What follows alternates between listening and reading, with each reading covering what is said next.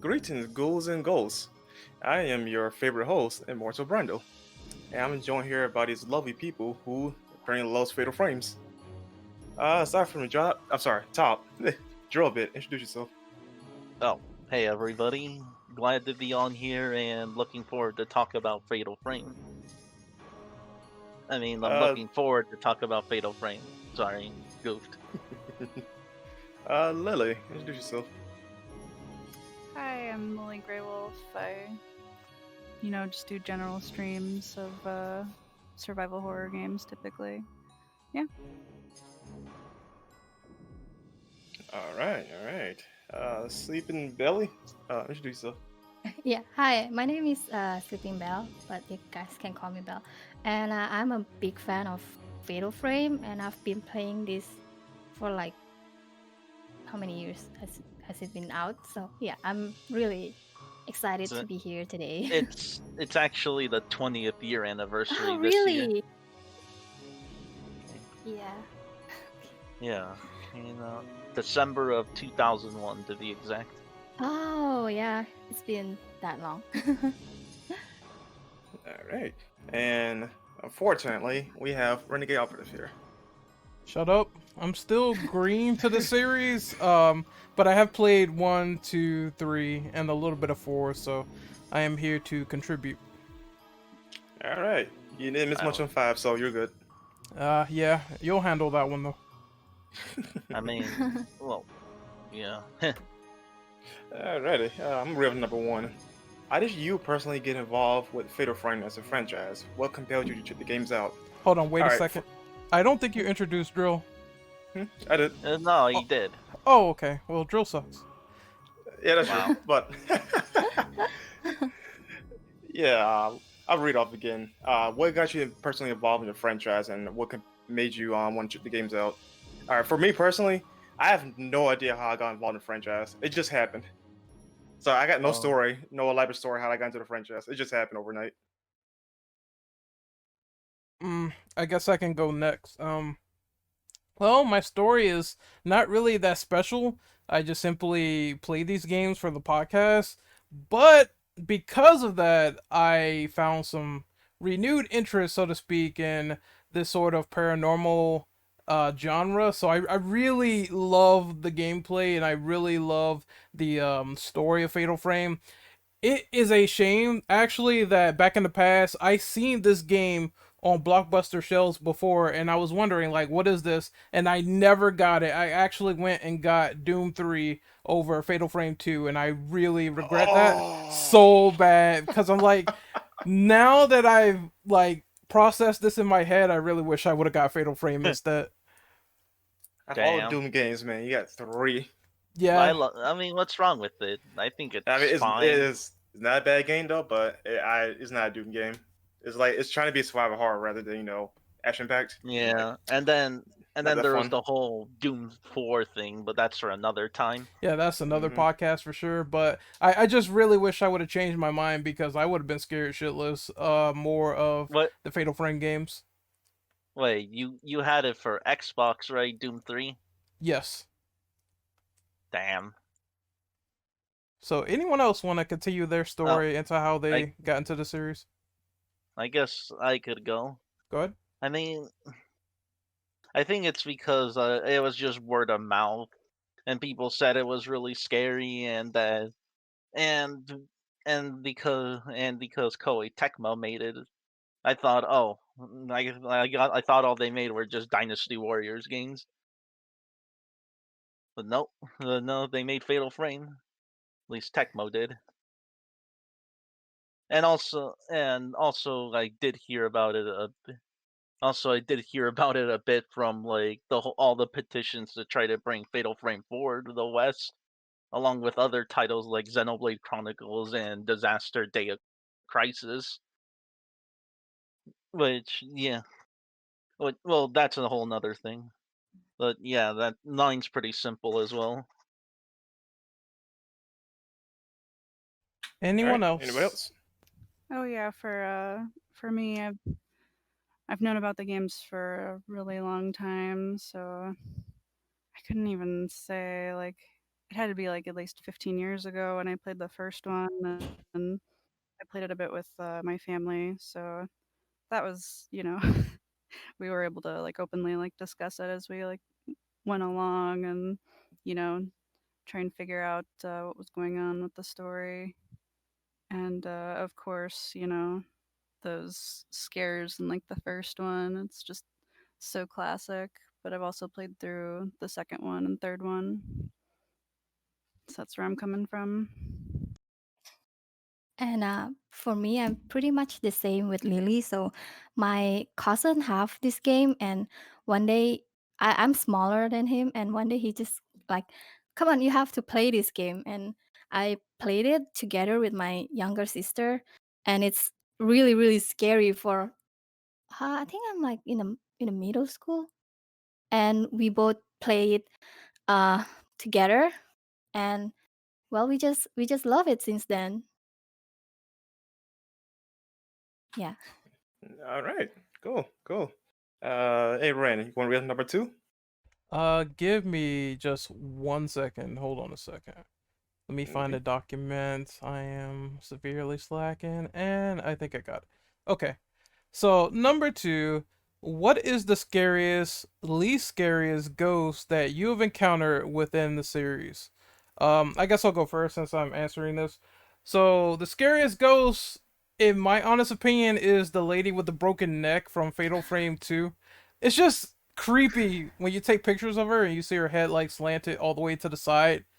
And the noises that she makes is downright disgusting. So that's another reason why I really am scared of that ghost. The least scariest is probably the one I just played recently from Fatal Frame 3. Just the guys in the white clad outfits where they have no weapons. Granted, they are scary when they actually have like swords and butcher knives and stuff like that. But just the normal guys that try to grab you and they're super slow, I didn't find them intimidating at all. And that's my scariest and least scariest ghosts in the series. All right, Ren. Well, for me, probably I don't know, the broken net ones aren't too scary for me, but I think the ones that are blind are a lot more scarier. Mainly because they're so quick, and you gotta be, have fast reflexes, or else they just grab you and take like a quarter of your life. I just thought they were funny Or because they always scream about having no arms, and I thought that dialogue was hilarious. I oh, don't know why. no eyes, you mean? Yeah, no eyes, no arms. It's like two of them. One with no arms and one that's like absolutely blind. I mean, it's creepier when in the first game when you see the backstory, how they would just like puncture their eyes out as part of a ritual. I thought that was The pretty creepy. rituals are just gruesome. Yeah, Like, oof. The only one I saw was some lady was getting impaled in the third one, and that was it. But yeah, I know of them for sure. One of them involves you literally getting strangled in all limbs, including your head, and all your limbs are going to just get ripped off by these pulling mechanisms. Oh yeah, they talked about that in the first one. I remember that. yeah. I've heard they based it off like some ancient Shinto rituals. Yeah, that's Yeah, also a form of execution in some parts. I think it was in China back in yeah, the good old days. yeah. It's just really creepy. But the least scariest, I guess like those little ghost kids because they're more annoying than scary.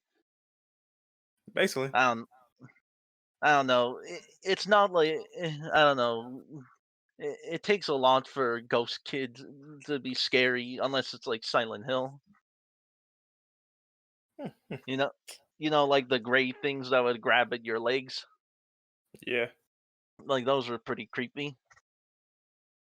I guess I'll go next on this one. The scariest one for me was the lady with the upside down head. I'm like, nah, chief. Like the way she just come into the frame and like that spooked me. I think that's the only time where I legit got spooked by one of the ghouls or sorry ghosts. Can I think of another moment that actually made that W- startled me like that? But least Which favorite game was though, that? I think it was 2. Oh, Uh, yeah. the falling lady. Mm, I think that Falling Lady was Yeah, I think it's one. it's the 1. oh, okay. No, the Oh, falling lady was into. Yeah, I need to replay 2. I think it's on 2 though. But Brandon, what is your least scariest ghost in the So series? I'm in agreement with Jill. Like the kids ones, they're just annoying more so than scary. Yeah.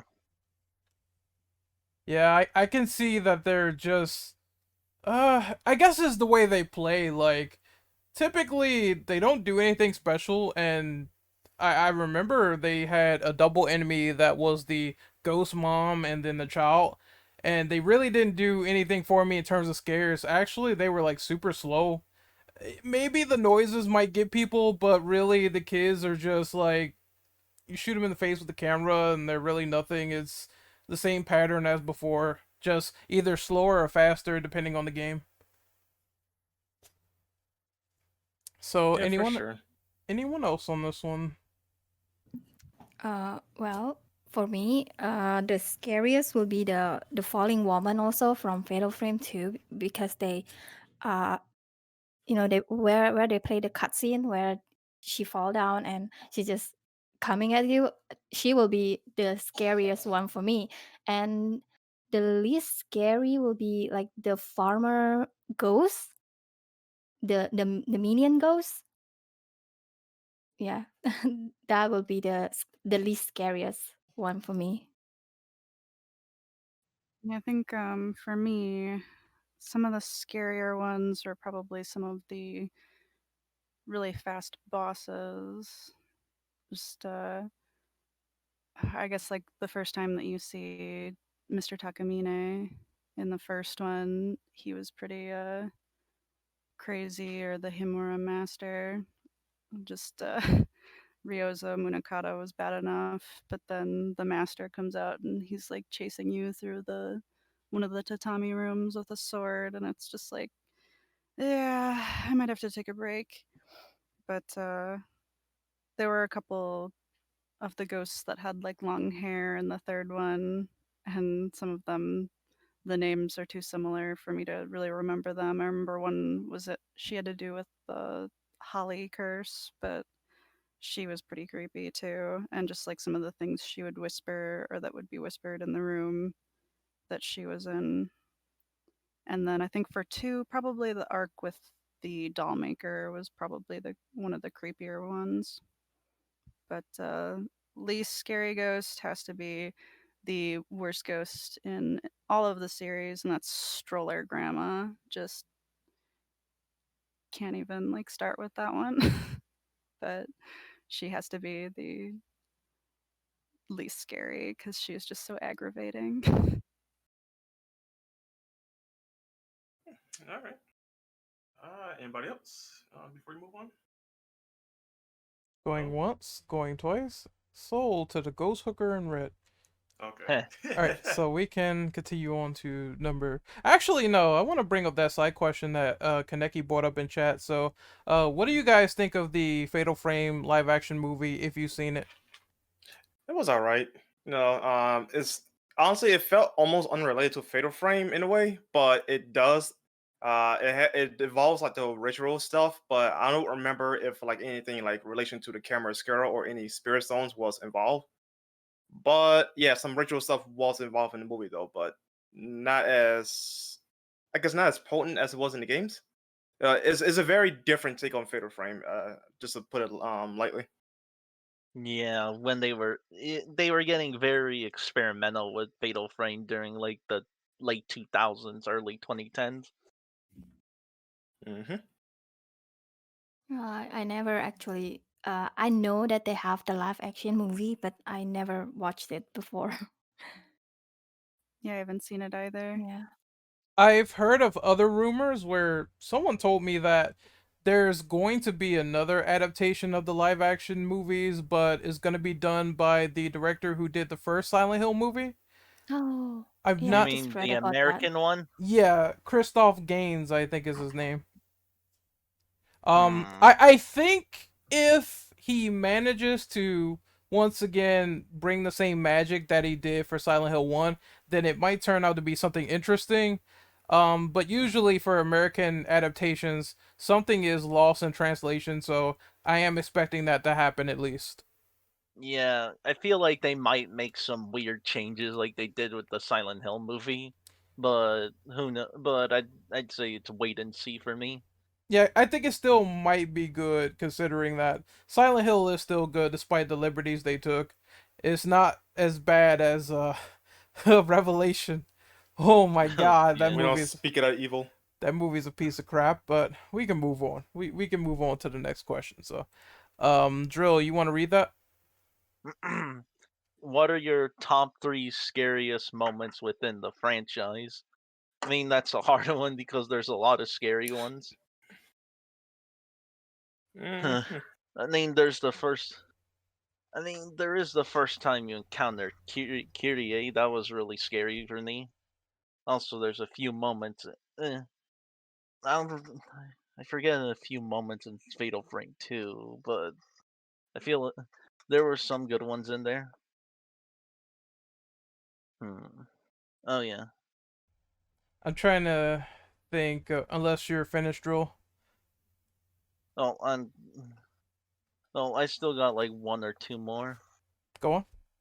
Oh, yeah. Oh yeah. What's still pretty scary for me is when like when you're looking back into when they're having the flashback thing and you're looking back in the past and then all the monks just look at you. I thought that was really creepy. And what's your last one? Hmm. It was something from Fatal Frame 2, but I don't remember it. I'm gonna try to like rapid fire minds really quickly. So, scariest moments for me would be when the Butcher ghost shows up in Fatal Frame 3, where he just like materializes out of nowhere after the creepy little girl starts singing. I thought that was like creepy as hell. Second one would be probably the Bloody Maiden crawling out of the bottom of the dojo from Fatal Frame 1. I really thought that got me as a jump scare. And then another one would be probably from Fatal Frame 2 with the whole I think it's the first time you encounter the Ray ghosts. I didn't know what to expect, and then this giant demon came out of nowhere and one shot at me, and I'm like, I have no idea what's going on. I don't know what to do. So that kind of got me. That was the first time I think I felt like I could get away from an enemy without being one-shotted, but that game proved me otherwise. So yeah, that's my top 3 scariest moments done. Anyone else? Anyone else? Going once. Okay, that I already went through a bunch, so it's I think maybe one of the other ones I didn't mention was some of like the first scenes where you see Yai in the first one are pretty creepy. She's just overall super just creepy for her imagery. The blinded ghosts, of course, in the first one, or man with long arms. He's pretty creepy. In the third one, there's a crawling ghost where you have to go like underneath the floorboards, and she is pretty creepy. Like, she's not a very tough fight, but just like the second that you crawl under there, I think that's when you go through the handmaiden passages underneath, you go from one room to the other, and the second you know you have to crawl under there and you're on all fours, you're like, a ghost better not attack me. And just like that whole like scene is like when you have to go back and forth is got you pretty on edge. And some of just the shadow ghosts are pretty creepy throughout 3. You know, if I had an honorable mention, I would say that scene where the ghost grabs Ray in the beginning of the game and you didn't know it was there. That one kind of widened my eyes a little bit because I'm like, I didn't know that they could go into the real world at that point, so I was kind of scared by that. Yeah, I'm not gonna lie though. 3 is probably the one where I say has a lot of the more memorable ones for me as far as like scariest moments, or at least creep factor. Like the one you just mentioned, Ren. Also another one where the character was taking a shower and a dude was looking at her through the like the screen door. I'm like, weirdo. This is just among other things. Oh yeah, I guess another one would probably be when you're in one. It's like right in the beginning with the editor Okada, and like right after you fight him the first time, you go back through the one door and you just open the door and he's just standing right there. That one on the first go is a pretty good jump scare. I'm just gonna say for the record, most of Fatal Frame 1 scared the holy crap out of me. Like that game is just the sound and everything is just perfect, but it scared me the most. Like 2 got me good, but it took a while to get there because it felt like a little bit of a slow build up. But when it really gets you, is so effective. I love it. I mean, I think it's still pretty creepy from the beginning when you're going in the village and it's abandoned, and you feel like there's always somebody watching you. It doesn't help that Mayu is a complete idiot sometimes. Oh yeah. Yeah. Well, I guess for me will be the scene where Miku go through like a well, and then there's a girl ghost come and sorry, and when she peek into the well, and then there's a girl ghost coming out.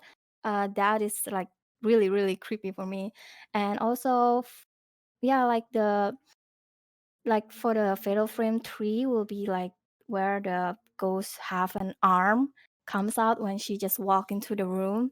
For I think it's Ray, the girl, and also the falling woman cutscene. That would be like the creepiest for me out of all. Yeah, that's Alrighty. Anyone else? Yeah, we everybody went. Yeah. Mm-hmm. All right. Who's real number 4? I could read it if you want, or you want someone else to. Lily, you feel like reading? I don't think she's there. Yeah, go ahead, Drew. What do you think about content updates that pertain to other entries? Fatal Frame 2 had a remake, multiple version. Xbox had a first-person view mode. Honestly, I'm glad that they at least add in extra content to differentiate the versions. Like the Xbox version actually had some quality of life changes, and they even changed the UI and improved the graphics to take advantage of the hardware. Yeah, I will say like the Xbox versions of 1 and 2 are probably like the definitive way to experience the games. Yeah, If you don't include the Wii version though, but assuming if you can handle motion controls. But I will say yeah, though the Xbox versions are the way to play 1 and 2. yeah. The only I kind of preferred the ending they had in the first game, but sadly it's not canon because of Fatal Frame 3. And the Which first, ending? it's the one. I think it's the one where they both. Well, it was like a new ending where they both like Miku and their brother get away. Oh yeah, if you do nightmare mode, then you can get that ending, but it's not the original ending. Yeah, I know they added something new for the Xbox version. And also a harder difficulty, I guess, if you want Ghost to always one-shot you and there's a new boss. Of course, it's just a boss that doesn't get stunned, so you have to be really careful. And That sounds fun. the first person mode in 2 is really cool because it gives you a new experience, and personally I think it's pretty scary. I'm surprised they didn't try to experiment with the Fatal Frame by making a first person title. I mean, that would have been perfect for the Wii actually for 4. Make it first Yeah. person. Yeah, Yeah, but instead it's behind the shoulder. Yeah, I don't want the camera angle in 4 because you're like literally dead center in the middle of the screen with the character, so it's like you cannot see everything in front of you. So it's kind of annoying when you gotta see certain things but you can't. Yeah. I only played a bit of 2, but I think it's different, but I think it's fine. Although the new camera angle and controls do get time they take time to get used to. It's Hmm. kind of it is a shame that 3 never came to Xbox because they could have added in more stuff. That's probably because it didn't sell too hot. That's my Yeah. best guess. Because 3 was sold less, at least in the states, because of the time frame. Because new generation consoles coming out and among other things like Resident Evil 4.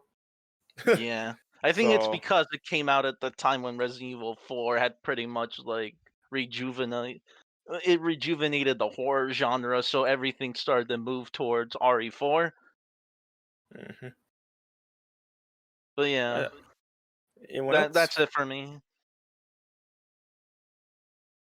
Nobody else want to go for this one? I didn't actually ever play any of the remakes or the Xbox versions, so I was never sure of what the differences were. So that's been enlightening. Yeah, Okay. I mean they're worth playing if you can get your hands on them. Yeah. I'm so I never played that too.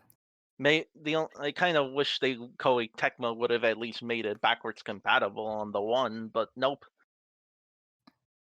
Well, maybe one day. But I guess we can move on then, since nobody else played the other versions. Then this one's kind of related to the number 4, so I'm gonna read this one off.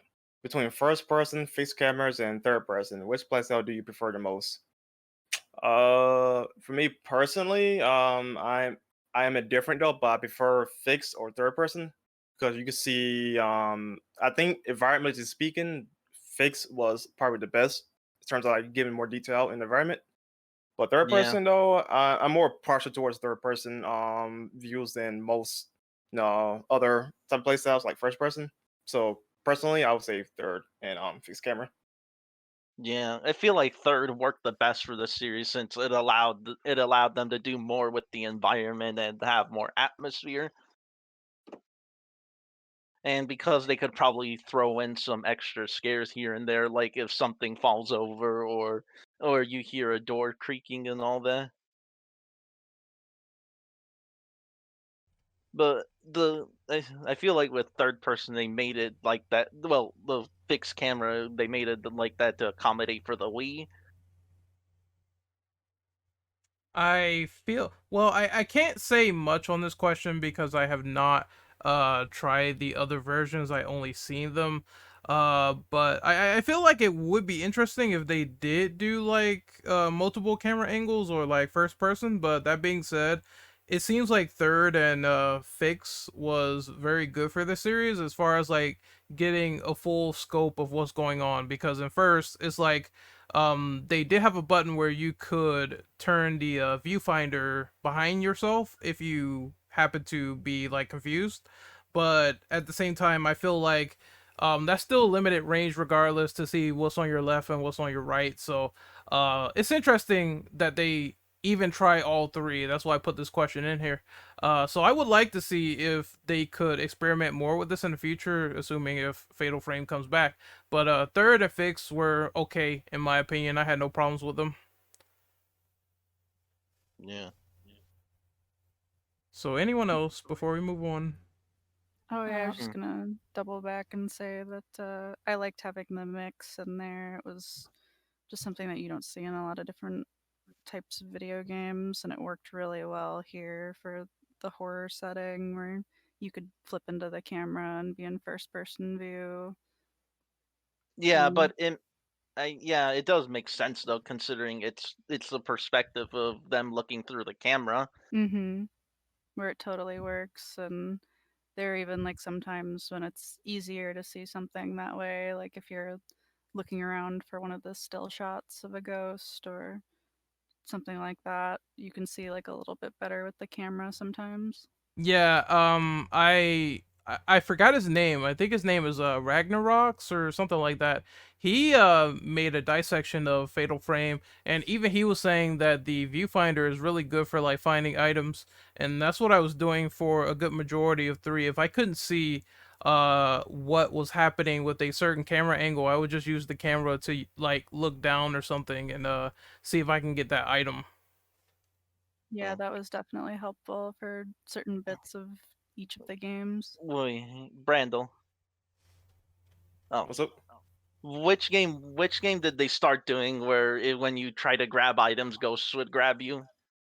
I want to say either 2 or 3. Yeah, like I know, like on like the remake of 2, you'd have to slowly grab it. Yeah, I think it's either 2 or 3. Best bet is 3. I'm trying to think like that. That slowly grab items mechanic, that was in Fatal Frame 4, if I'm not too mistaken, right?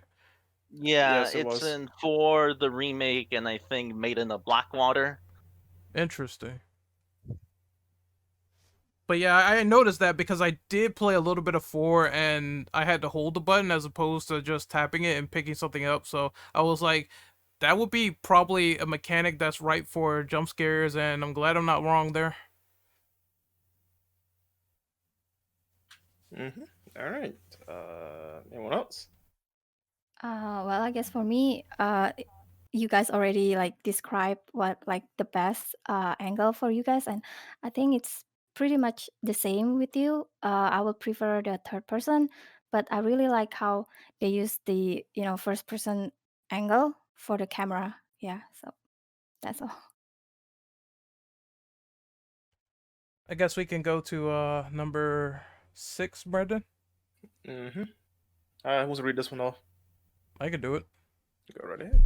All right. What did you think of the overall plot within the series? Will contain spoilers. Ooh. I would say the trilogy 1, 2, and 3 is like the perfect trilogy. Each game linked together really well. Admittedly, like it's kind of convenient as well, especially when it comes to 3, because you got main characters from the first 2 games coming in, and also you have characters from that originally come from 3 somehow new, off-screen characters in relation to other characters of the and main characters. So it's kind of convenient though, but it comes together really nicely. Which is why I would say Yeah, like 3 potentially might actually be my new favorite when it comes to narrative because it comes together really nicely. yeah, and also because it's a longer game compared to the other two. hmm But as far as like the later games, like 4 and 5, 4 is a prequel, so like that could be stand on its own for the most part. 5, on the other hand, like it brings back the main character from the first game, supporting character from 3, and that game just pretty much assassinated her character. Like they didn't do a good job how they handled her though, but I think that'll be a question for later. So that's much I'm gonna say on that. Yeah. But yeah, my opinion's pretty much the same as Brandel. The trilogy is pretty much like, I guess it's the strongest narrative, and if you look at it just like that, it's probably the most consistent and self-contained. Yep, I have to agree. Even though I have not beaten these games, I played a good bulk of them for like hours and hours, and I can definitely tell you that the first like 3 entries are the most interesting ones because at least in the first 2, you're trying to discover what's happening with this ritual, like what's going on, and what is the groundwork for these characters doing what they are doing. It's a bit more interesting in 2, and I believe the developers actually said this, like they wanted to make the story stand out a lot more in the second game, so they slightly scaled back these scares and they decided to go for a more plot oriented narrative. And I think it really worked because the game is still scary and it also is still pretty grand in the story. The third one felt like they were trying to connect all the tissue together, and I really liked that because I noticed that they had the character from the first one, and it has like multiple playable characters. Um, the other ones, like 4, from what I played from that first hour, I really didn't connect with it because, again, they had nothing really interesting going on, just ghosts in this manor or the school or whatever's going on, and that was it. So I felt like the superior versions of the narrative was the first 3 games, and then 5 and 4 kind of does their own thing, and it's kind of weird.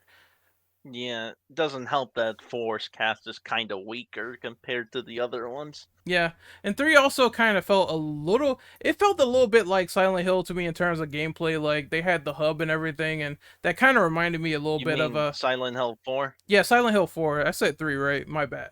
But Silent Hill 4 is the one where you go through Henry's house, and I thought that was just cool that you can have some time to breathe before going back into the world of sleep. But even Yeah, then, though, like once you come back to the real world, though, you're technically not safe once you progress through the story. I've noticed Because that because she had like tattoos on her back, and I was wondering like that tattoo lady probably touched her, and that's what's causing her to freak out and have these weird dreams, right? Yeah, her and the character from the first game, like both of them Uh, are cursed Miku. by the this thing. Yeah, yeah. Because I noticed that you do play with her, so I figured she might have it too. Yeah. Oh yeah, I mean, she it is does. nice to at least have characters from the first game to at least have continuity. hmm And this is gonna be a spoiler though. So one male characters that comes in later, he's the uncle of the twins from two. And was it what's her name was Miyu was it or sorry Mayu? She Yeah. comes in later in one of the endings. Yeah, Yeah, that for Mio, she's been writing him the whole game, so that was definitely an interesting twist. yeah, she hmm was from what I remember, she was one of the twins from the second game, the non-playable one where well, she's kind of playable in a No, sense, but the one that you control less.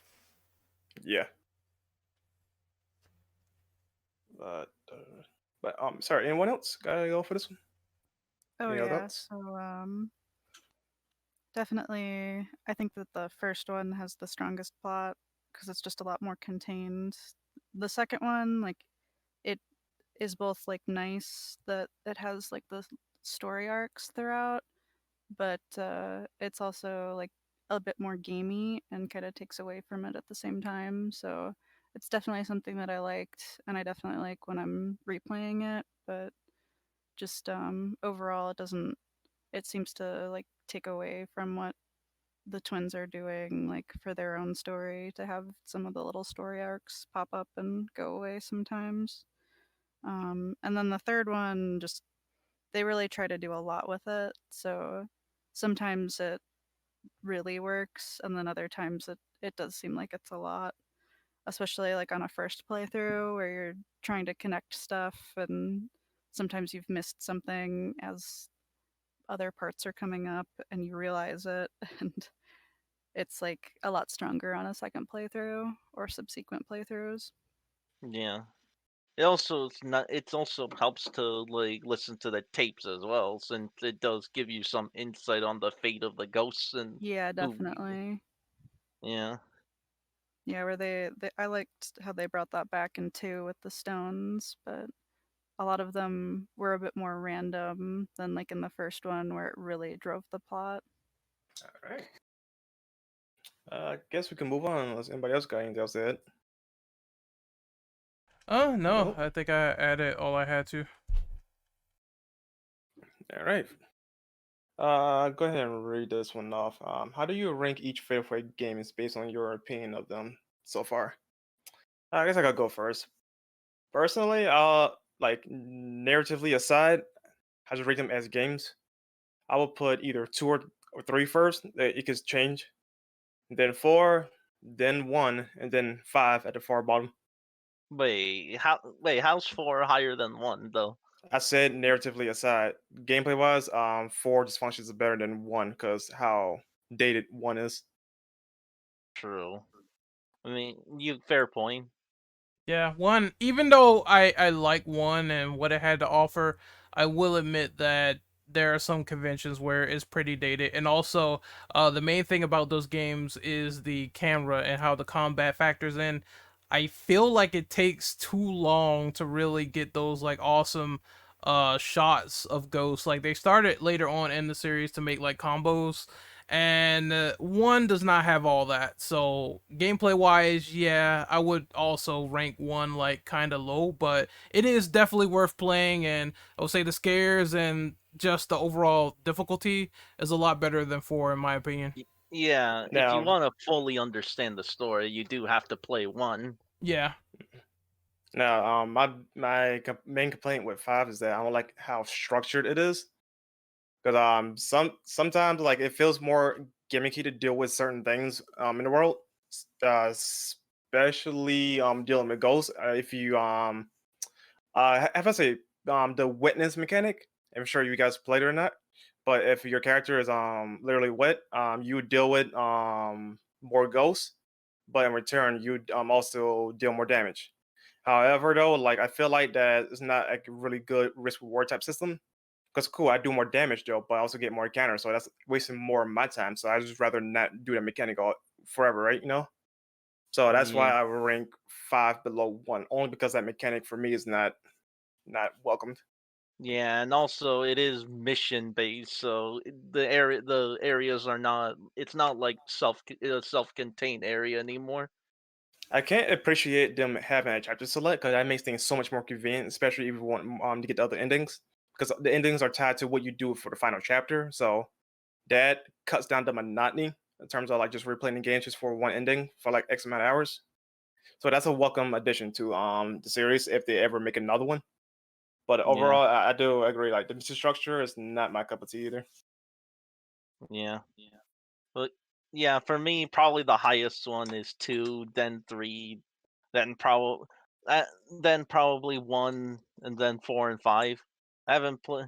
I mean, the first one feels like it kind of reminds me of like old school Resident Evil, where they're the first one where they're trying to find their footing, and it's missing all the quality of life features the later games had.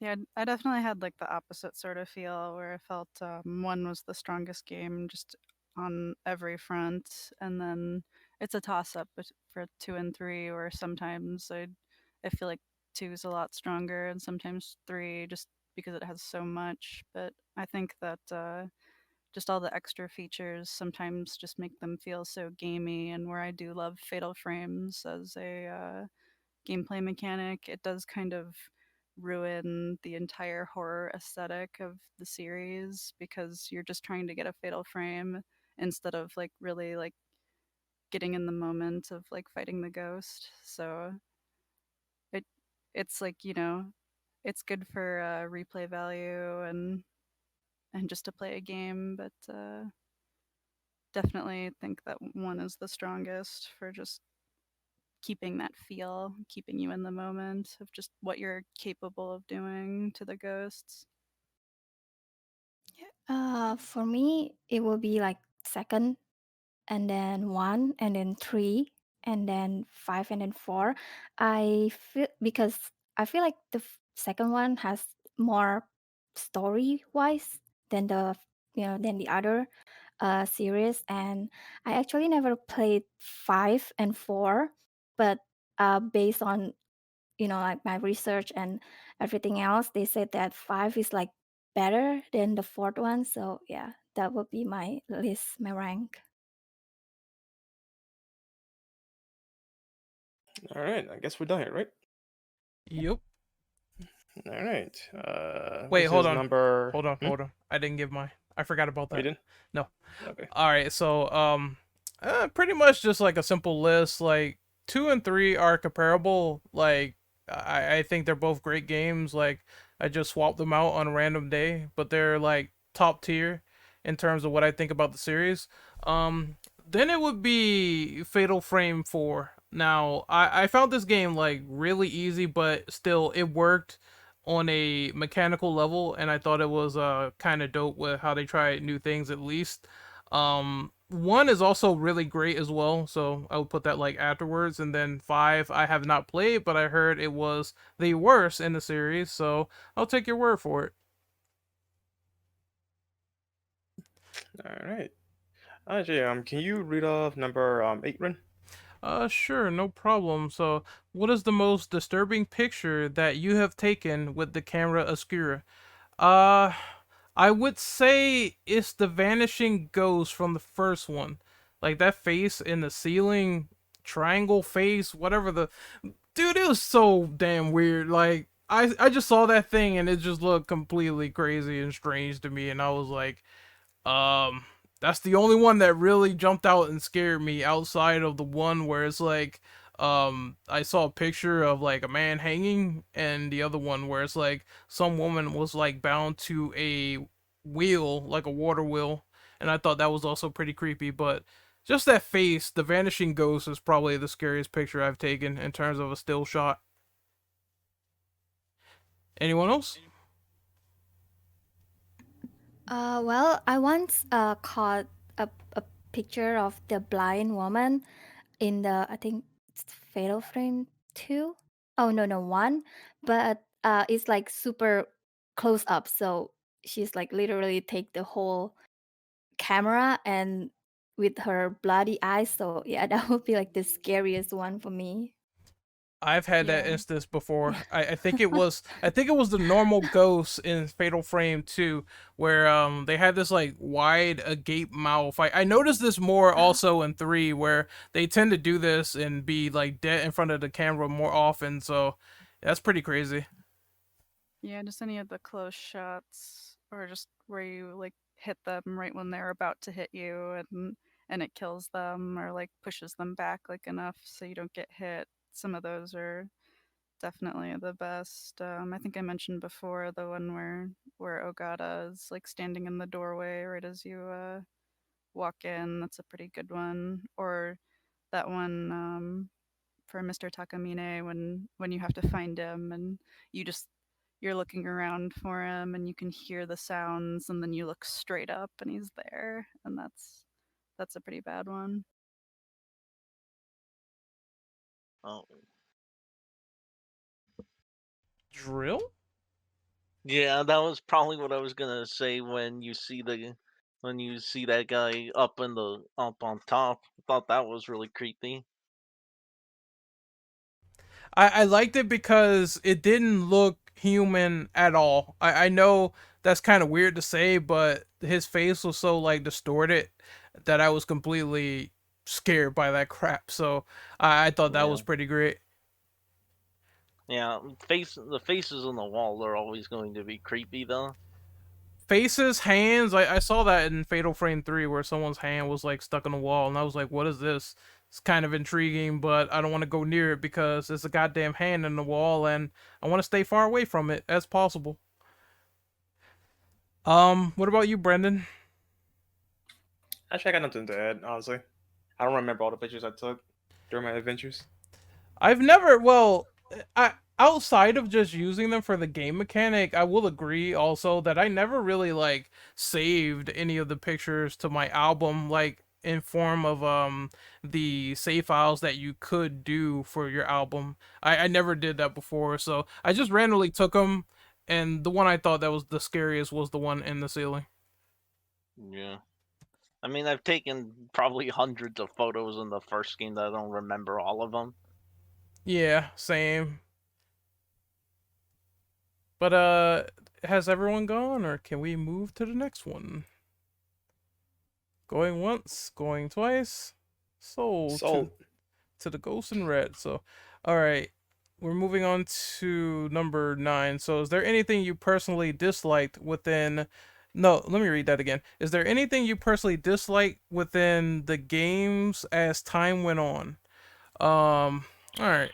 So, it's a couple of things that annoy me. Like, I feel like the run speed is kind of really slow in Fatal Frame 4. I'm talking like slow as molasses when I played that game, and that's one thing I really didn't like too much. Um, I There also, wasn't a run button. well, there is, but just the movement is not as good, I would say. And then there's a couple of other like lingering nitpicks, like the camera in the first one. Well, it's just a fault of the first one. I understand is their first shot, but the Oscura is not that good in that game. Takes a long time to charge. I felt like some of the ghosts were way too translucent, which is something they fixed in later versions. From what I've been told, like on the Xbox version, that's not really a problem. So Yeah, yeah, yeah. If you're gonna play the first one, if you can, probably just play it on Xbox if yeah. you have the option. Yeah, and that's just it's still a great game, but that's just one thing that kind of irked me when playing it. I'm like, I can't really see these guys, so I don't know where I'm pointing. But in later games, they decided to make them a bit more darker, so to speak. And I noticed that with Fatal Frame 2 and 3. Yeah. Other than that, I think Brandon's gonna talk about the criticism with Fatal Frame 5. yeah, it's mostly stems of what they did to Miku. Sorry, if that was her name in the first game, I apologize. Yeah, Just Miku. yeah, this I always get her name confused with the characters from 2 as well. Because Mayu. yeah, Mayu, Mayu Mio. and whatnot. Yep. And of course, her daughter's name also starts with M. So like, I do All get them the- confused sometimes. That's what I noticed. This is Yeah. a trend. Maifu, all of their names like kind of starts with an M, except for Ray. Like hers is the easiest. Mafuyu, Miku, Mayu, Miyu. Yeah, all of them Mhm. start with an M except for Ray. That's kind of confusing too. So Yes. yeah, it's no surprise you'd get kind of tongue-tied. Okay, but the thing that really annoyed me about 5 is that they changed something really weird about Miku's character. Apparently, like she was actually romantically in love with her brother, and she this happened during the events of 3 because according to 5, of course, um when she was in the dream world or whatnot, she had sex with her brother. So What? in yes, in return, in return, they have an incest baby, which is the main character from for 5. That is so, Yeah, that I read is about so that. fucked up. Like Uh in the huh. first game, you never like it didn't never seem like anything like that Yeah, in the first it game. was never implied at all in 1 or 3. 5 I don't know. retconned some details that happened in 3, including her actually moving on about with the ghost stuff. So they brought her Yeah, back, and on top of her actually not getting over it, despite the fact that actually happened in writing and in words, she's not over what happened. And on top of that, she abandoned her daughter because fun fact, if you bang a ghost, your lifespan is cut in half significantly. So she knew that was coming at some point, and she ran off, did some ghost ritual to marry her brother in afterlife to be with him forever. And yeah, that's what we honestly, got. yeah. Wasn't the whole point of the third game about her moving on? Yes, like that. Then that third game is supposed to close out everything between 1, 2, and 3, like the characters you see in 3 and past characters. Like the canon ending is them actually just finally moving on from all that. Yeah, honestly, that's it feels like Tecmo was just trying. They just threw shit at the wall and see if it would stick. Now, if I remember correctly, like the main honcho that started the Fatal Frame brand, he didn't like the idea though, but he was forced to include it in the game. Now, I haven't done extra research on that because I was personal time, but take it how you will. That sounds believable, to be quite honest. That's Yeah. how bad that sounds. Honestly, if they were ever to make a new game, they'd probably have to retcon it because that's just completely asinine. Yes. So, like the adventure, everything you gone through involving Miku in 1 and 3 is just freaking got shot in the face because of that stupid decision to involve her in 5 and the incest stuff and whatnot. It's horrible. That's So, the main reason why I rate this like 5. It's just one giant character assassination for Miku. so basically, Terminator fans with Dark Fate. Essentially. Well, it could be worse. It could be Raido from Dead or Alive coming on into the Fatal Uh, Frame franchise. Ugh, that's another beast. ironic considering Ione's in 5. Yeah, I noticed Yeah. that. I saw that. I'm like, hold on, there's a DOA character here. I saw gameplay of that just before I got on this podcast. I'm not gonna lie though, like Ayane was the saving grace for me for Fatal Frame. Oh, Brandon, you're cutting out. Damn. See, Oh, rip. let's see if we can Hmm. get him back to life in a few minutes. But yeah, I just had to make that Raido joke because I'm like, this is like typically normal when they introduce Dead or Alive characters, and I thought it was interesting to see like a high skilled ninja in a horror game. Yeah, but they did kind of have to nerf her since she's Sorry, injured. Discord cut out on me. God dang it. Yeah, so they nerfed Ayane in Fatal Frame. It's kind of sort of yes. It was never established that they could fight ghosts and Ninja Gaiden lore, but no, for the sake of the plot of her involvement, though, she is nerfed, so she cannot fight the ghosts directly. Yeah, most of her stuff is it's mainly like a stealth thing. Yeah, so that's what I do appreciate the change of pace for her for gameplay wise. I hope they can do it again for a future installment, but that remains to be seen. Yeah. That's All right, interesting. that's my rent.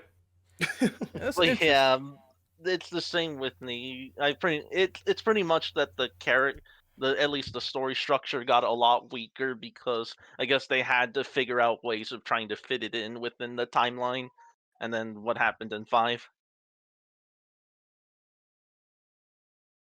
But yeah, I would have rather preferred if they just started fresh instead of trying to connect with everything. Yeah, because in fact, a character from 5 is also in has some relation to Ray from 3.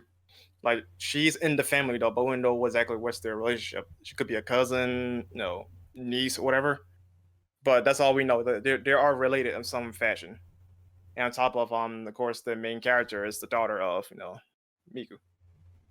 So they keep trying to connect to these other games. They're just like closing it off for good and just make a new, say a new trilogy, a new cast, and move on from there. Because it did for 4, so why can't you do it for 5?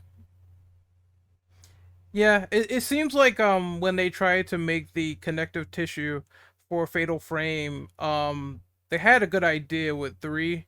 Uh like I said, I haven't got through all of it, but from what I've seen, I really liked it. And this one, it kind of felt like they probably should have did standalone first, because making all these connections and having like the worst thing happen, which is retconning, that is pretty bad. Like I wouldn't mind if they had like a few like nods or references to the other games. Like that's fine, but But having nothing to like, try to connect everything is where it gets messy. yeah, nothing like this direction that they went with 5. Hmm. So now you know how 5 effectively killed the series. Well, hold on. This game came out in like 2015, right? Yeah, I think around that. Japan got it a lot earlier. Yeah, like 2014, if you want to go by Japanese date. Oh, it's been dead for a while then. Holy crap. Yeah. Yeah. I'm not sure if this is a question in the document, but are we talking about the anniversary and what to expect from there?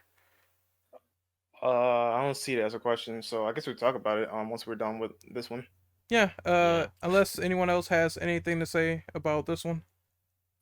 I guess I'll just go back because I had already said a little bit that I thought that some of the features that they kept adding to the series, like, just made it seem like a bit more gamey, especially like the arcs in 2, which I said I do like sort of like those, but they do make it feel like a bit more gamey, like just different areas that you go through that have like that calculated like amount of like time or story, and just with some of the features or how you like unlock them throughout the game, like in 2, like is is pretty gamey as well, like toward the end of 3, like stuff that you're getting that it's like, wow, I wish that I had this through the first 2/3 of the game, like sort of feel, but You mean like the upgrade system and whatnot? Because I yeah. think it was in 2 where like you could get some, or it might have been 3. Excuse me on this one, but you could get certain upgrades. But once you get the good ones though, you like literally at like chapter 9, so you like the game's practically almost Yeah. over at that point.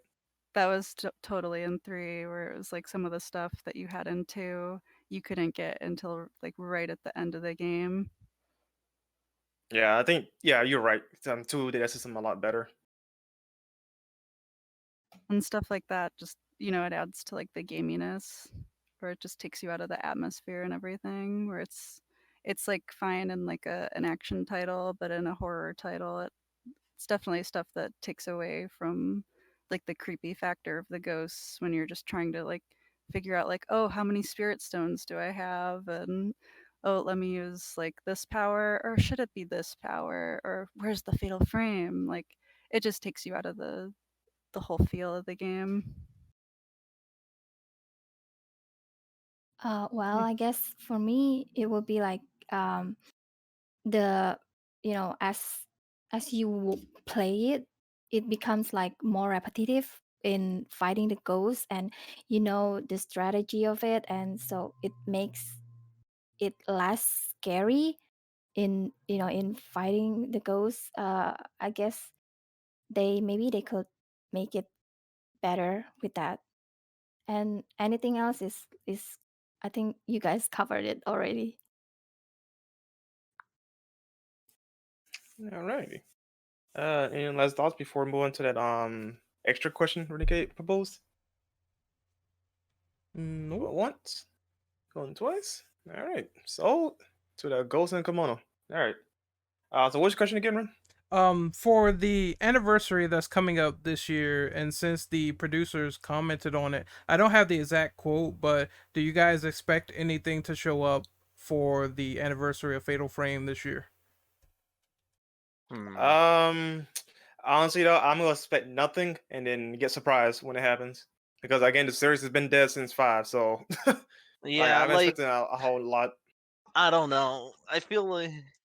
I don't know. I feel like they might do something like port the Wii U game, but it'd probably be better just to do the first three. Yeah, But yeah, essentially, since no, three, 1, 2, and 3 are like the most well-regarded ones. So like, if you want to win people back, get the the better games out there. and then maybe maybe say, hey, we're making a like say, hey, we're in development of a new game. Or they'll probably say something like, well, if people are interested in the new one, then buy it. It's Koei Tecmo, so it's hard to really expect something as a Ninja Gaiden fan, and I've been waiting for like a long ass time before that Master Collection. I would expect at the most an HD collection of some sort because they have to know that these carts are getting like super ridiculous in price. So this will be a good time to capitalize. Hey, we got a full collection here. Go buy it. And maybe Maybe, go ahead. and I was gonna say maybe it would maybe it would actually give them a reason to actually translate 4 and bring over the remake. Yeah, that's one thing I noticed about the fan patch was that it was never officially localized, so they had to do it themselves for the Dolphin emulator.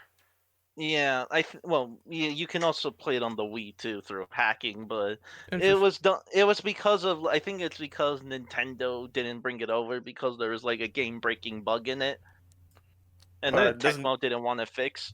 Well, there's nothing confirming that because I did some research on that as well. Um, Essentially, Nintendo themselves did not want to publish it overseas. Like at one point, it was going to be produced in Europe though, but it got canceled. So, and I guess it was in favor of Fatal Frame 2. Yeah. But for reasons why we in the West didn't, at least in the US, didn't get 4 or 2 remake is because of Nintendo of America. Just to put it simple. Yeah. Yeah, hence why we had the whole Project Rainfall thing for other games like Xenoblade Chronicles.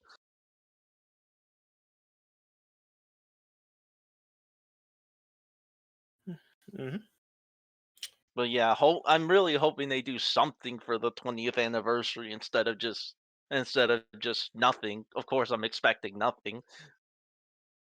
Yep, always expect nothing and then get surprised or hyped, depending what it is later. But anybody else?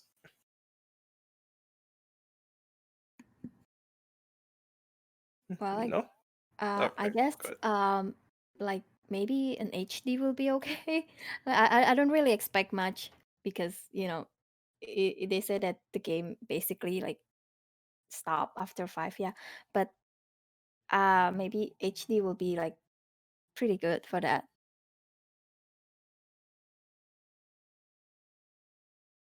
All right. I guess we can move on then to the next question. What question are we on again? Number 10. Yes. Uh, who was your favorite and least favorite protagonist within the franchise? Hmm, that's kind of hard actually. I have an idea who's probably your least favorite, Randall. Go right ahead.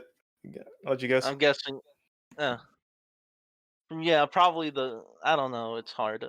I'd still say Miku's like the best one for me, considering. I guess her motivation. I guess because it's the character you followed the most throughout the series, and at least gets an actual character arc for at least with the trilogy. Mm-hmm. Probably for least Uh, favorite, it's Yuri because I didn't care about her that much. that was in 4, right? No, 5. 5. Okay, sorry. Yeah, I didn't care to remember where she's from. Damn.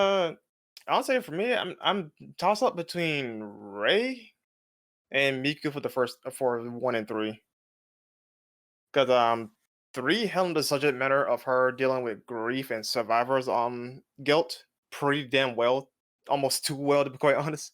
Because she literally kept everything the same when before her sorry, after her husband died and whatnot.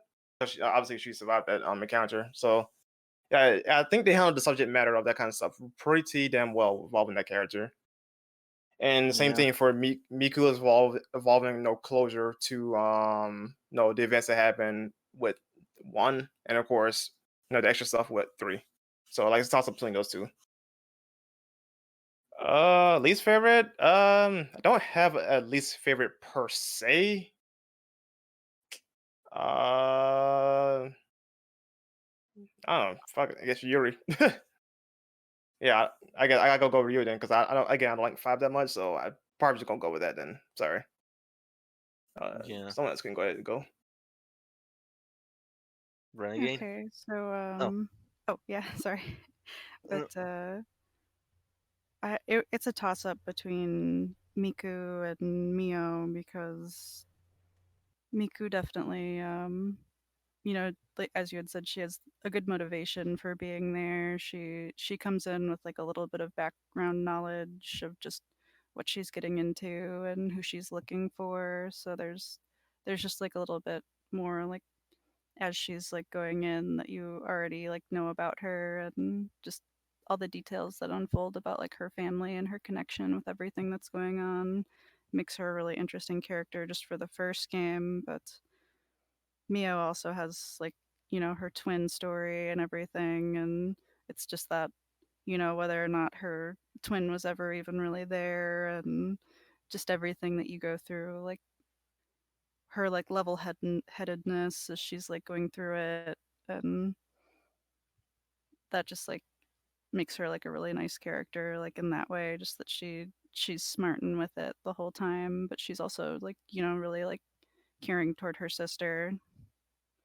And then I think of, of like the first three, the ones that I played, I felt Ray was the most watery, and she didn't really have like too much that she was ever like really like that you like could connect with or like really feel that she like cared about, or she would, kind of listlessly like be wandering around like, is that my like my fiance, like people who are around me, just kind of like, even when she like saves Miku at the end, it's just kind of a little lifeless, I felt. So that's my breakdown of like the first three. All right, Ren.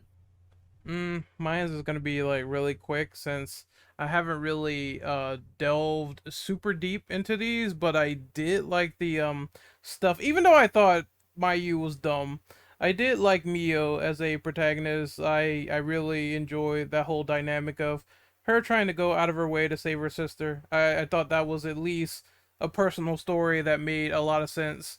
Um, in terms of protagonists I didn't connect with or my least favorite, I will say at least for what I've played so far, the stuff about Ray is kind of true. Whereas like it's a lot of chasing of her dead fiance, and I guess it's not as connective as Fatal Frame 2 because he's kind of already toast in my opinion, so it's kind of funny. But I do like the fact that they toy with it with the dream world stuff, and I still found the situation itself kind of captivating in a sense because it's like you're trying to figure out what's going on and you don't know because you're fast asleep. So I still like that situation regardless, just not connecting as much as I did with the second game.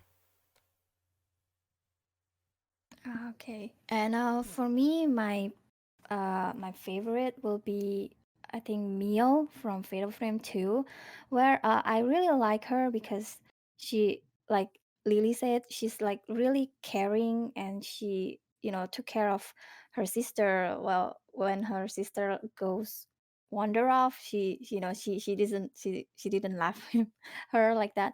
And but the least one for me, I wouldn't say I have the least one I like, but maybe their uncle K from Fail Frame 3.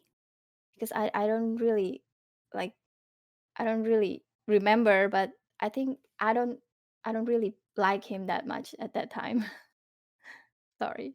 Yeah, I just want to make a side note that I'm pretty sure my answer would be vastly different if I played through the entire series from start to finish, because it seems like Fatal Frame 5 is just ugh. And the other two characters that we saw in like 4, they're kind of whatever, but I feel like I didn't get that far enough to say I connected with them or not, so I had to leave those off the table. But yeah, I mean, anything could change with my opinion, so I just wanted to throw that out there. Um, I guess we can move on to the next one. Actually, I have a side question to add on. Go ahead.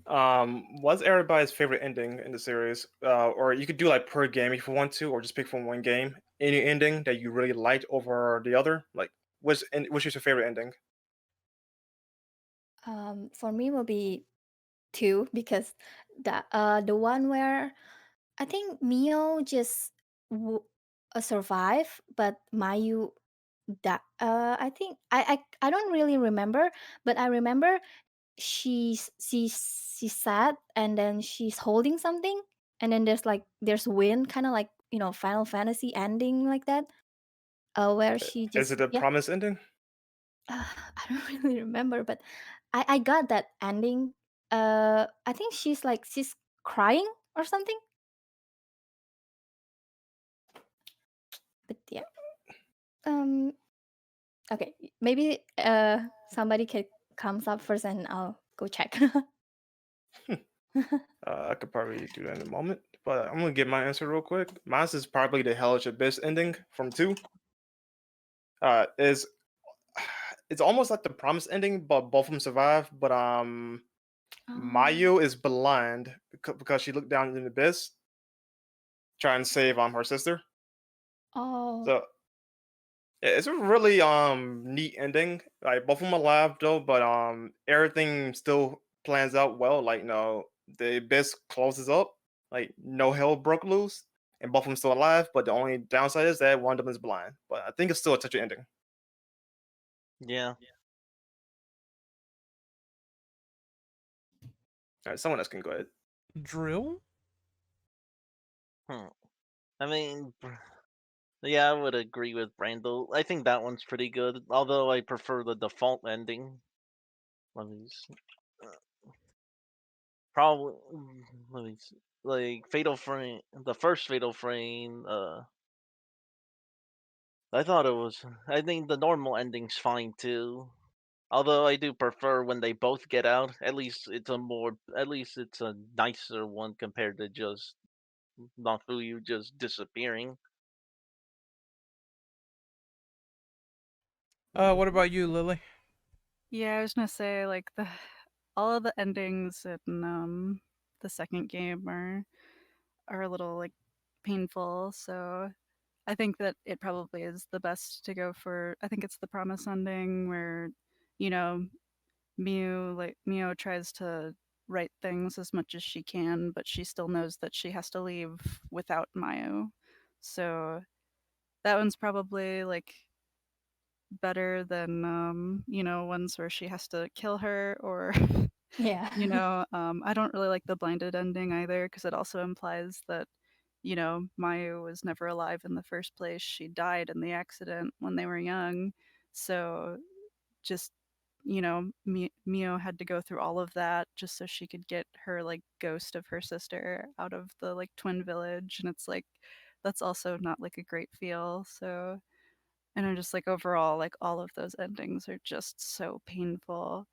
And like it definitely like sets up for different ones depending on what you read into throughout the game, but just each one like has like a different twist that's just not exactly what you wanted when you were going through it.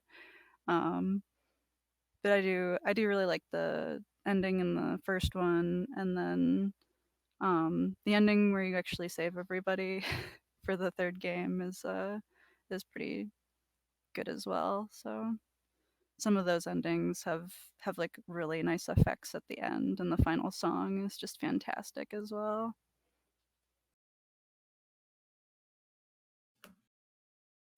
All right, I guess we go ahead and move on to the next number question, which is number 11. I'll go ahead and read this one off. What is your favorite slash least favorite function or ability within Fatal Frame? Yeah, anyone could go ahead. I don't. Trying to Oh think yeah. on this one. I guess I can go first since I talked. So stun is pretty cool. I like that one a lot because it knocks the zombie, not the zombie, but the ghost. Zombies. I was That's th- another game, Ren. I was thinking of Resident Evil for a second, my bad. But it knocks the ghosts back, and they can stay in place with this green highlight, and I thought that was pretty unique to do. I also like the one where posted a zombie in the chat. I also like the one where you could also manage to get some sort of like counterattack if they manage to get like really close to you. I think it's a function.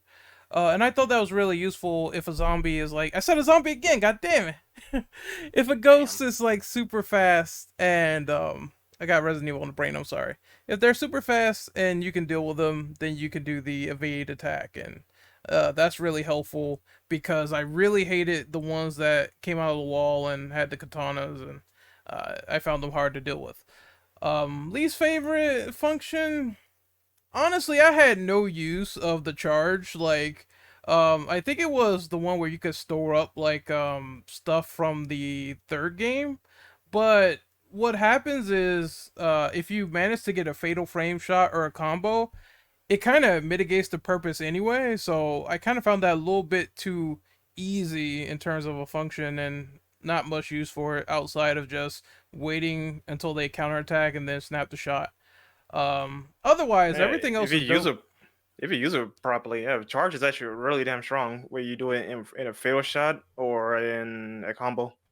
Yeah, it's Yeah. you could use it like that, but since you can get the counterattack so fast, I just stun locked the ghost to death until they couldn't do anything. So it's useful to have, but at the same time, it's like once you get that function that's on the ground when you get into like I think it was night 2, I believe, it's piss easy after that. So it's not the worst. It's probably worse functions out there. And considering that Brandon spoke, what is your favorite and least favorite function and ability? Well, as far as least favorite, I don't really necessarily have one. Well, maybe if you count the lock on in four, only because of itself is like really easy on its own. So adding the lock on just made it even more easier, you know. Yeah, I can kind But of say that too. Yeah. as far as favorite, honestly, it's probably either charge or stun because no, fuck those some of these goals in the series. They deserve to get stunned, especially when Yeah, you stun lock them. stun makes it a lot easier to deal with enemies that move around frantically or just charge straight at you. Plus, it helps you get a fatal shot. I think C is Yep. kind of good too. C is really good because when they go translucent, especially in the first game, you're gonna need it like ASAP. I think that's the ability that's you get so late in 3 in chapter 9, I believe. Then I think that's the ability. Yeah. Ugh, it's a shame too, guys. It is really handy, especially in the first game. Yeah. Yeah, I think that usually the only like extra like function I get in the first one is paralyzed, just because it totally stops them dead. So you can just like get a close shot and everything like layered, like pretty easy. And I only ever use the spirit stones on the bosses, so it's like, Yeah. you could sink yourself early on using them on It random ghosts. it's better to just save the stones for like the later enemies, especially when Yeah, you're fighting definitely. those monks. Yeah, the five monks, the wandering monks, or those I can't think of the name of the other endgame ghosts. Those like almost like witches. Those Yeah. are pretty creepy too. Those ladies, and they're like everywhere. They follow you through rooms. Yeah, but yeah, I think in like the later two that having that fatal frame shot that's unique for each ghost is really fun to run through and try to get them all. Try and figure out what will trigger one of those for each ghost. Yeah, So that's probably the most fun one. that's what really made me like the Combat of 3 the most so far, Hmm because you can combo them to death. Mhm. Hmm.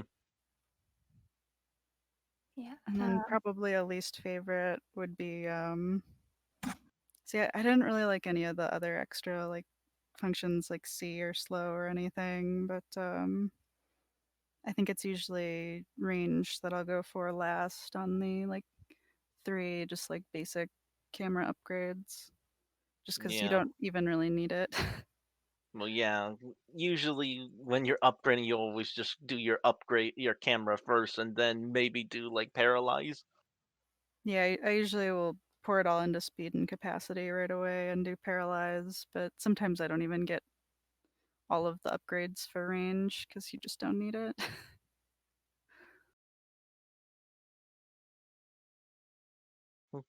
Uh, it's me, I guess. Well, for me, I guess my favorite will be Fatal Frame, like, and also for the speed charge. Those are like really helpful in fighting the ghosts and also with the combo. And my least favorite will be maybe slow. I don't really use them that much. So yeah.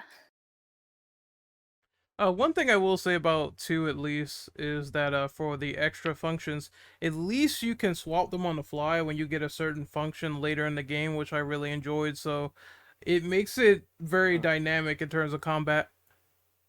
So if you want Yeah. to use like stun, C, or something else, you can be able to do that on the fly with like L1. Mhm. Yeah. At least it's a nice quality of life improvement. So I think we're Like, on the final question right now. oh, I was gonna say, Oh, Ren, how'd you feel about abilities using up stones? um, I'm gonna be honest for 2, like in particular. I didn't like the fact that you had to also go out of your way to find the stone and then pay points to get certain like pieces of functionality. I kind of like the first one where it's like you just find them and you put them in the thing and that's it.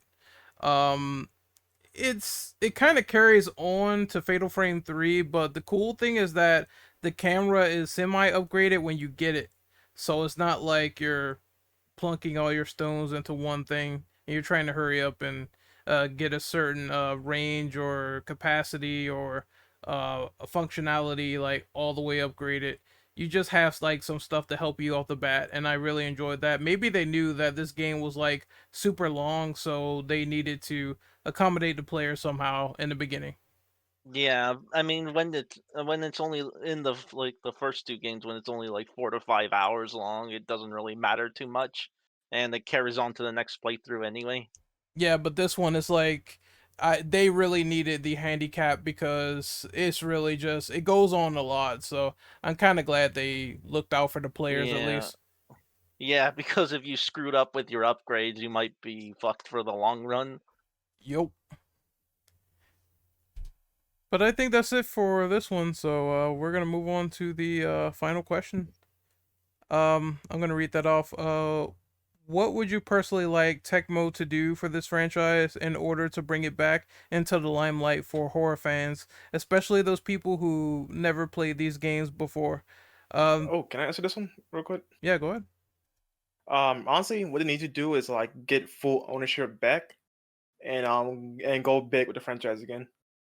Because if you want to differentiate the fair frame like eras, you could go with the original trilogy that were released on PlayStation 2 and Xbox, and you get the like that gets you to say the Nintendo era because they have no co-ownership, which is 4 and 5 and some other miscellaneous stuff they got going on there, like Spirit Camera. Because I'll be honest though, Nintendo is not helping to make this franchise go big, especially after wrapping with 5, because that game it took tooth and nail to just for us to get the game. And unfortunately, yeah, the game itself wasn't good though. But the fact that we had to fight just to get the game was not cool. On top of them giving us a limited print, which is only exclusive to 2 regions, that's not fair for the fans, right? Yeah, and there was the whole controversy with the space, which the game's like 16 gigs, which takes up a lot if you have a Wii U. Yeah. So in essence, though, like Tecmo needs to like get the rights back and Well, they start big still again. have the rights. You mean I fully own them? yeah, full ownership again. You know what I mean? Get that Yeah. back. Like make it like a collection or whatever to spark interest again, like to put on multiple platforms or whatever platform you put on, and like sit down and make a new game.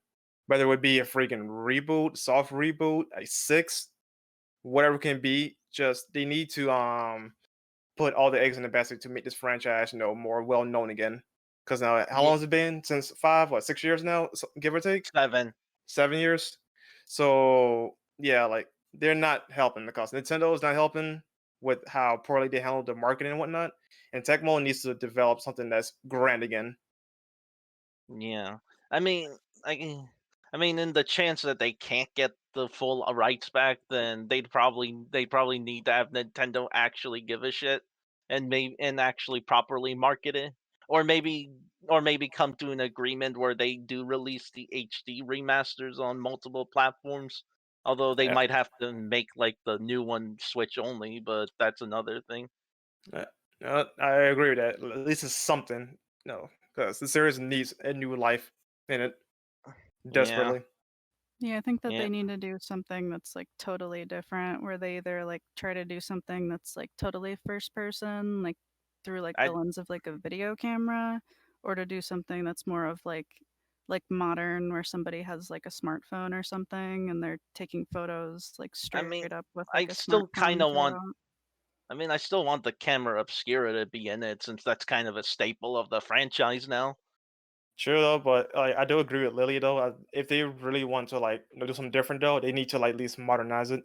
Yeah, I think Yeah, that they need to like dump the original plot because it was just a mistake to do or five, and or just go forward in time because I Hmm. think like the first one takes place in the 80s. Yeah, like the main games take place in the 80s, leaning on to the 90s. Five is I think in the 2000s question mark because it's a yeah, couple of years well after three. Like where they should just do something that's totally new with the plot, and they should just do yeah, something that's totally like new with mechanics as well, and just and new dump cast of everything they characters. did. Yeah, Yeah. I'd definitely. Yeah. start Totally new fresh. plot where they start fresh and they just do something that's different, and that's where I think Nintendo could really help them. Yeah, I'd say just make an HD remaster and ask if people are interested. I think, Oh, and I was maybe, talking like a new game. yeah. And who knows? Speaking of remaster, would they remaster the PS2 version or the Xbox version? I would say like they would have to remaster the Xbox version since it is the more technically better version. And as far as two is concerned, though, safest bet it would be the Wii version, though. But this would be nitpicky though. Preferably, I'd rather have the Xbox version because I prefer like certain elements like the voice acting in that version. Yeah, But yeah, yeah, but if you want to be real technical though, the Wii version is the definitive version to experience two if you could get your hands on it. yeah. But yeah, Brando pretty much hit everything that said everything I wanted to say. I think if Nintendo's not doing anything, they should at least let them have the full rights back, or maybe just actually give a shit. Hmm. What about you, Ren? Got anything to that?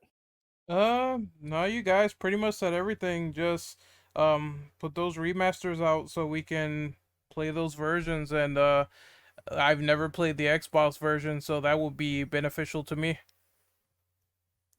But also, Brando, would you care if they remastered like the 5 or not? I mean, yeah, why not? No, it's this, so just bring all of them over. I have a question. That's actually very pertinent. Would you guys Mhm. want more remakes like Deep Crimson Butterfly that they did for the second one? Okay, I'm not gonna lie. They should have remade one over two. Two was Yeah, Yeah. fine the Totally. way it was for the most part. it. Two, I mean, sorry, one needed that remake more so than any other game. Yeah, it would be like if they made like the Resident Evil remake, but they started with 2 instead of 1. Yeah. Yeah. Yeah, at least like with the new mechanics and like over for one, that would be better. Yeah, and plus, if they remade 1, that'd give them some chance. That'd give them a chance to have more connections with 3. True, because they already tried the whole connective tissue thing with 3 and 1 and even 2 anyway, so why not try to flesh out the plot and link it to be better? Yeah, that's actually one disappointing aspect of Deep Crimson Butterfly. It didn't. The only thing it added really is just 2 new endings and changed their age slightly. They've been aged up by 2 years. Because of Vanilla, they're 15, and Deep, they're 17. So that's like the only main difference from the top of my head, at least. Though. Yeah, So and I like think if they. Oh, uh, I was about to say, if they're gonna do a remake again involving, let's say 1 and 3, they need to do like more than just adding in like an ender and so. Like they need to do more like say connectivity with the games rather than like 1, 2, and 3. yeah, like Resident Evil Remake added some stuff that connected with Nemesis and Code Veronica. Mm-hmm. Yep, and also Yeah. the G virus from RE2. So I like stuff like that where it's like the overall canon makes sense if they decide to go back and retroactively tie this story together. All right. And what else? Got anything to Uh, Hmm. I mean, maybe also. I mean, hmm. Like, I mean, if they want newer players to play it, maybe add in an easier difficulty. But I know that sparks a whole nother discussion about if they make the games too easy. Oh yeah, add? that's when they can do like just different stuff that they've done for other games where they have like either like a random ghost mode that just you can turn it on or off, or if you even have random ghosts, where for people who think it's a waste of time to be fighting ghosts between the bosses, they could just flip it off. And then for people who like having that extra feature because it adds to the atmosphere for them, then they can flip it on. And just like other like little layered things that would be really easy to add in when they're developing it. Well, like okay, as far as like easier mode, like easy, they already have easy mode in the game, right? So I feel like that's more than enough. But they shouldn't make it too easy where it takes away from what made the games what they are. Yeah. I mean, the only issue I have with the first game is that if you're not prepared for some of the later stuff, it can be really brutal. That's my only issue with it. Oh, okay. You know what? If anything, though, a rebalance might be in order for something like that. Because everything it could get like really unfair for the player. Then I think more of a rebalance, more so than a like a difficulty nerf, like a lower difficulty would be survive. But that's just me.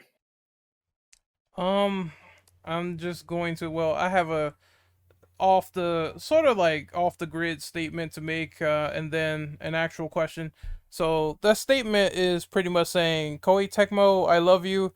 When it comes to making like wallpapers for games in particular, you guys rock. That's why the Mm. thumbnail is gonna look so good. And then the other question I had was, what did you guys think about like some of the costumes and unlockable moves? Because I believe that's also not a question in the document. Some of the costumes are rather interesting. Some of them are maybe a little out of place, like in 5, but like I'm pretty sure there are more context within the games involving the costumes. But I'm fine Yeah. with it because they're unlockable. They don't hurt the experience. Yeah, Plus, you they're have to just go your there way to unlock them. Yeah, they're just there for the for most fun. part, yeah, for the most part, they're pretty much just color changes and like kimonos, so they don't really Five, like add or take anything away. yeah, 5 did go a little extra and add in a little more spicy Oh yeah, outfits. definitely. But again, they Yeah. don't take it away because you have to go your way to unlock them. Now, as far as Yeah. Yeah, that where it stuff wouldn't though, ruin your initial playthrough. as far as that stuff Renegade is posting though, they actually removed the costumes originally in Japan and replaced them with Nintendo IP stuff. Which okay, that is cool and all, but that is literally censorship, and I wasn't cool with that. I was fine with them adding them in, but not for them to take away something that was already there. I imagine if they did a re-release, they'd probably restore it. At least if it's not too much trouble. Yeah. But Like I'm yeah, fine with walking around as Zelda or Samus, but why you took away the original costumes? Like that's not cool in my book. yeah. Yeah, The it is an thing odd choice. it does have a story significance since Yuri's a Gravor model, Hmm. so it's not just there purely for fan service. Yeah, all I see is either Nintendo IPs, I see fan service, or I see a lot of kimono costumes, especially with the first one, because apparently it had a red kimono for Miyu, so you could wear that. In 2 on the Xbox version, they had Dead or Alive ones. Well, yeah, that makes sense. 'Cause Koei Tecmo, Dead or Alive, it all ties together, so I figured that makes sense. Yeah. Also, I think Miku in the first game had like a Gairu outfit. Oh, okay, yeah. I see there's Halloween costumes for the original Xbox version of Fatal Frame. A giant ass pumpkin head. I was like, what the hell is this? Okay. But that's funny. Yeah, it's a lot of very costumes. I'm not sure about the modes. Is there anything in particular, Brandon, that you want to mention? Is modes? What are the modes again? Because I don't remember them on top of my In head. in the first one, it's just like an enemy rush mode where you're just fighting waves of enemies and getting scores. Like you basically just fight all the ghosts and bosses in the game, and you just try to get a high score. Yeah, there's like a mission mode at the end. And Yeah, then for modes, there's just nightmare mode for the first one. if you beat the mission mode, you do get unlimited ammo, I think. So you Oh, can magic. use it on you know, forget what it's called in the first game, but it's like the one you get like at the very end. You get unlimited ammo of that. Hmm. Oh, like the That's 94 film. Yeah, that's it. that's pretty neat actually. All right, you know what? I don't mind the extra modes actually, but the ones you guys just mentioned, that's actually pretty neat. You know, keep bringing that up. You know, bring that stuff back. Yep. Yeah, That could be one it's not. thing that like it could be one thing that's like they could bring that back immediately and it'll give more gameplay variety because people are gonna want to unlock that stuff. Hmm. Yeah, that could be like another like way that they could add something like if you have mission modes like on the side, that's something you can play next to like your like campaign. Then for people who like run out of like stone mirrors or like whatever the like item would be, maybe you could unlock some in mission mode that would add to the game. So just in case you run out, then for people who feel like they're totally stuck, they could just go like, try doing the missions over and over to try and add some items to their inventory so they don't, stop playing the game entirely for parts that are a bit too hard. Hmm. I think this is also another mode that's in Fatal Frame 2, Director's Cut, and they have another like survival mode. So it's like boss rush, survive all the houses and deal with them. And after beating it, I think you get infinite ammo again. So it's something similar, but you get a special spirit as well. Which is pretty cool. It's like more in-game content that you can unlock. Yeah, Yeah, in 3 there are a lot of different like keys and things that you can only get on a second playthrough, so that was well, like something that's like a bit where they just had a lot more like content in general that gets added for 3, so just like little things like that here and there like add to like the replay value, especially since it's such a long game. yeah. Actually, no, I got one. I guess last question to add. Okay. How do you guys feel for like another Fatal Frame game? They add in like a co-op functionality. I mean, you mean like as a story or like a bonus mode? I guess bonus, like it doesn't take away from the main thing, but it just only adds to it. Like akin to like say Dead Space 3, where if you do it in co-op though, it doesn't take away what you can do by yourself. It only like adds to it, extra story bits and whatnot. I mean, I wouldn't mind it. It would add more replayability and hell, being able to play with a friend would be nice. Yeah, Yeah, I that would could be see them nice. having like something of like a versus mode where you're trying to like undo like a basic curse. Like you have to go take photos of like three things to get through doors and stuff like that. But or just Fatal high Frame Battle score. Royale. Yeah, but not like as much of a battle against each other as much as like the clock or the points. Whoever's like higher at the end wins or whatever. Gets locked in eternity. I don't know.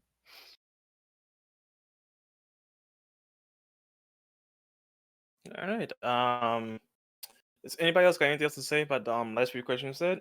Like you, Bill? I don't think you say anything. Yeah, sorry. Well, like I would really love the idea of having the battle royale because that would be especially like you know with new.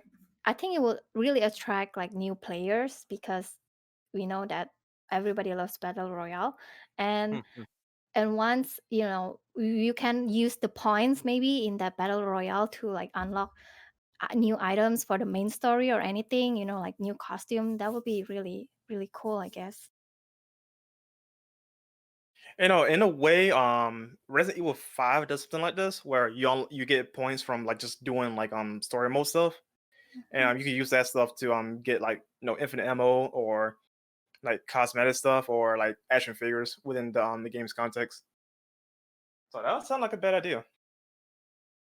Yeah, anything that just like parts of the game where you run out of items or something to be able to like add items like at that point by doing something extra that's still like difficult, but you know, some way that you can make it so you don't get stuck, I Yeah. think would help for playability. And then yeah, anything multiplayer. It'd be interesting if they could do something that's like on a like phasmophobia level, but something like that might be more difficult. But they Oh, I forgot about the game. That's a good example. Yeah, exactly. Where they'd have like a lot of different like ghost content that they could pull in. And even if they just did tweaks on a lot of the ghosts that you've seen throughout the series, like just like being able to do like either like short episodics of just like going through like some like brief little like lore and break a curse or whatever with like a group of friends would be really interesting, even if it's like like a small area where like two or four people get like thrown in like a small mansion that's like either like an exact rip of like one of the layouts from one of the games, but you just have to fan out and find items, do four puzzles, and get out like with ghosts. you know, Something like that would be interesting as like a multiplayer. All right. Anything else before we wrap up? Hmm. Going once, going twice. Sold to Renegade Operative. All right. Ha! Hmm. All right. Well, ladies and gentlemen, that's all the time we have today. I hope you enjoyed it. Let's go ahead and give our outros out, starting with Drill Bit. Oh, right. I guess you could find me on Twitter at Drovit777. I might. Speaking of Fatal Frame, I might record a playthrough soon since I already finished the first game, so might as well go to two. And I've been in the mood to play it anyway. All right. Lily, go ahead and outro yourself. Yeah, definitely. Thanks for inviting me in for this. I've always loved the series, so was glad to be a part of it. I'm Lily Grey Wolf. I do streams and on Twitch and some other content for YouTube every once in a while. But yeah, glad to be a part of it. All right. All right. Belle, go ahead and outro yourself. Where can we find you at? Okay, so thank you so much for having me today. It's been a really interesting and informative discussion today. And you guys can, I do a little bit of Twitch streaming too. My name will be Sleeping Bell. And thank you so much for the opportunity. And I guess I'll see you guys soon. Thank you. All right. And you can find me on Twitter at Immortal Brando. You can find me on Twitch at Sir Brendo. And yeah, that's it. Everything is none of your business. And once again, thank you for joining us today. Outro me, And you asshole. oh, hey, Ren. All right, Oh, there, Renegade, enter yourself. there we Damn. go. All right, so you can find me on Twitter at rentoperative_. You can find me on YouTube at Renegade Operative. You can find me on Twitch. Shut up, Kaneki.